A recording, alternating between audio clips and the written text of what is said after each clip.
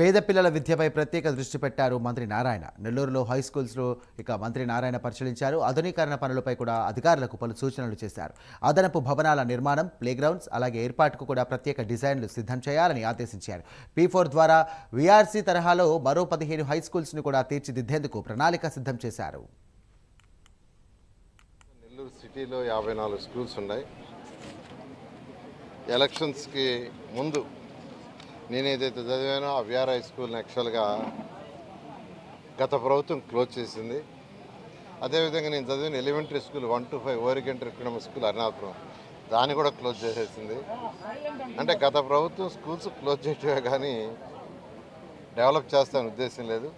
అయితే ఎలక్షన్స్ ముందు VR high స్కూల్ని వెంటనే ఓపెన్ చేస్తానని చెప్పాను. మాట ప్రకారం దాన్ని చక్కగా ఒక ఇంటర్నేషనల్ స్టాండర్డ్లో దాన్ని డెవలప్ చేసి ఓపెన్ చేశాం. గౌరవమైన ఎడ్యుకేషన్ మంత్రివర్యులు లోకేష్ గారికి ప్రత్యేకంగా ధన్యవాదాలు తెలియజేస్తాను. అదేవిధంగా నెల్లూరులో 54 స్కూల్స్లో హై స్కూల్స్ 15 హై స్కూల్స్ ఉన్నాయి.